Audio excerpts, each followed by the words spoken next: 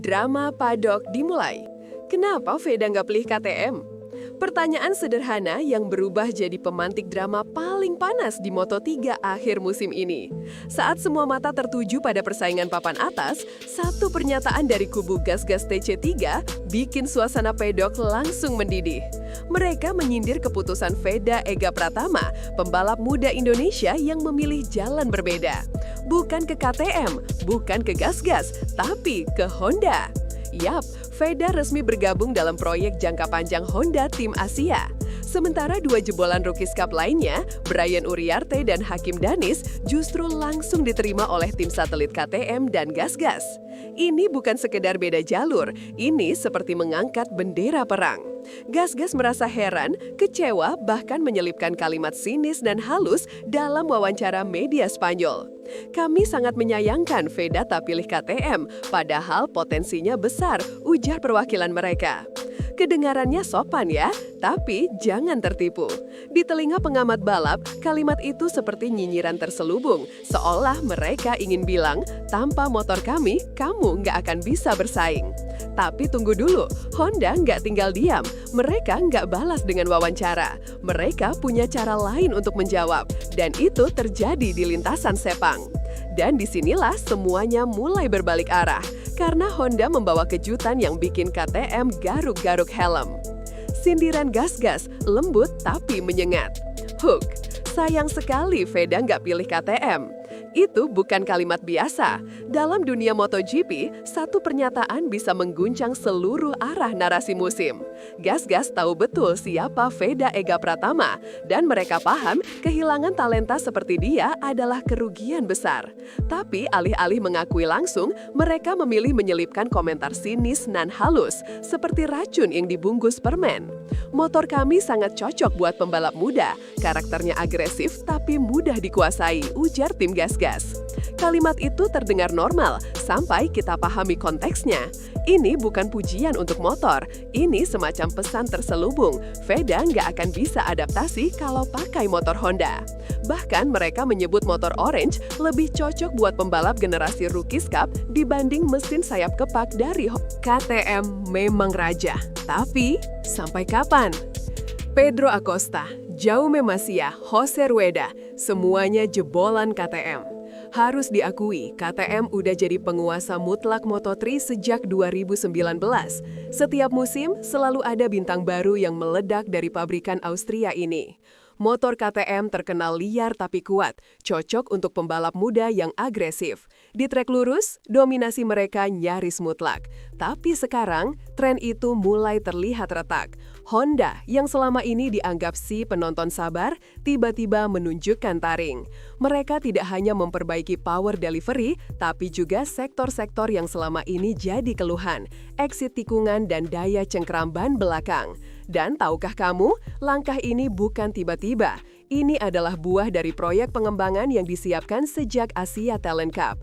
Perlahan tapi pasti, Honda menggeser posisi KTM bukan dengan gaya meledak-ledak, tapi dengan presisi dan kesabaran. Lalu siapa yang jadi peluru pertama Honda untuk mengguncang hegemoni oranye? Siap-siap, jawabannya bikin publik Asia menggila. Taiyo Furusato, simbol kebangkitan Honda. Start baris depan itu bukan kebetulan, itu pernyataan perang. Tanggal 25 Oktober 2025 bakal dikenang sebagai titik balik. Sirkuit Sepang jadi saksi ketika pembalap Honda Tim Asia, Taiyo Furusato, berhasil mencetak waktu luar biasa dan merebut posisi start P2 di kualifikasi Moto3. Di tengah dominasi nama-nama besar KTM seperti Jose Rueda, David Almanza, dan Alvaro Carpe, tiba-tiba nama Furusato muncul di baris depan. Yang bikin heboh, Furusato meraihnya tanpa slipstream, tanpa drama, hanya dengan kecepatan murni dan racing line bersih. Honda nggak cuma tampil kuat, mereka mendobrak opini publik bahwa motor mereka kini setara, bahkan mengancam KTM. Komentator MotoGP Asia langsung menyebut ini sebagai momen simbolis. Honda akhirnya bisa menantang, bukan cuma bertahan. Dan benar saja, suasana di garasi KTM berubah. Tak ada senyum santai, semua mulai waspada. Tapi tunggu, efek dari kejutan ini nggak cuma di lintasan, tapi juga meledak di media sosial Asia. Furusato dan Honda trending. Twitter, TikTok, Instagram, semua dihantam Honda. Beberapa jam setelah sesi kualifikasi, hashtag Furusato dan hashtag Honda bangkit jadi trending topik di Jepang dan Indonesia. Netizen Asia Tenggara membanjiri timeline dengan komentar bangga. Ini bukan kebetulan, Honda mulai serius, Veda nggak salah pilih. Kemenangan moral ini nggak cuma mengubah peta persaingan, tapi juga membakar semangat fans. Bahkan jurnalis MotoGP menyebut ini sebagai pembuktian diam-diam dari Honda bahwa investasi mereka selama ini tidak sia-sia. Asia Talent Cup, Junior GP, hingga wildcard seperti Furusato kini mulai membuahkan hasil. Ini jadi pesan keras ke kubu KTM, kami mungkin diam, tapi kami nggak tidur. Dan tunggu dulu, motor Honda yang dipakai Furusato itu persis sama dengan yang bakal dipakai Veda musim depan. Motor Honda 2026, bukan lagi underdog. Grip belakang udah solid, akselerasi makin buas. Sektor paling krusial yang selama ini jadi kelemahan Honda, exit corner dan rear grip, akhirnya diperbaiki. Motor Honda terbaru menunjukkan peningkatan signifikan. Dalam tes dan resimulation, para teknisi menyebut peningkatannya beyond expectation. Bahkan mekanik veteran dari AART menyebut, sekarang kami nggak takut ketemu KTM di tikungan cepat. Dan itu artinya, gaya balap seperti Veda yang agresif tapi stabil bisa maksimalin potensi motor ini. Kombinasi teknik Jepang, riset aerodinamika baru, dan data telemetri dari Furusato mulai memperlihatkan hasil. Dan kabarnya, versi 2026 akan lebih ringan dan responsif. Dan ini dia, gaya balap Veda ternyata justru sangat pas untuk motor ini. Kok bisa? Kita bongkar di poin selanjutnya. Kombinasi maut? Kombinasi maut. Dia nggak perlu adaptasi ulang, dia dibesarkan oleh sistem Honda. Gaya balap Veda Ega Pratama punya ciri khas, agresif di awal, sabar di pertengahan race, lalu gaspol di lap akhir. Dan karakter ini ternyata klop banget dengan performa motor Honda yang kini lebih stabil dan punya grip kuat. Para teknisi menyebut Veda adalah pembalap yang bisa menyatu dengan motor, bukan sekedar mengendalikannya. Maka nggak heran banyak yang prediksi musim debut Veda di Moto3 bukan sekedar adaptasi, tapi potensi kejutan besar. Dengan motor seperti yang digunakan Furusato, ditambah pengalaman panjang dari Asia Talent Cup hingga Red Bull Rookies Cup, Veda punya semua alat tempur untuk langsung menyerang. Tapi ini bukan cuma soal motor dan pembalap. Ini perang filosofi dua pabrikan raksasa. Siap-siap tensinya naik. Perang gaya balap, KTM versus Honda. Power brutal versus presisi cerdas. Mana yang bertahan di 2026? KTM punya DNA agresif, power-led, overtake di trek lurus, dan gaya balap nekat. Honda, presisi, stabil di tikungan, dan minim resiko. Dua filosofi ini bentrok sejak lama, tapi kini makin jelas ketika motor Honda mulai menyaingi performa oranya. Kalau KTM menang di sirkuit cepat seperti Mugello, Honda biasanya dominan di lintasan teknikal seperti Misano. Tapi update elektronik dan aerodinamika terbaru bikin Honda makin versatile.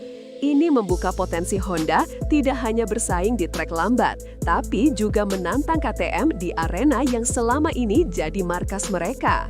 Dan buat Veda, keputusan bertahan di Honda bukan cuma loyalitas, tapi bagian dari misi besar. Loyal sejak kecil, sekarang panen hasil.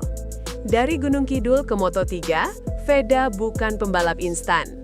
Sejak usia 11 tahun, Veda sudah diasah lewat sistem Honda, mulai dari Astra Honda Racing School, Asia Talent Cup, sampai akhirnya ke Junior GP dan Rookies Cup.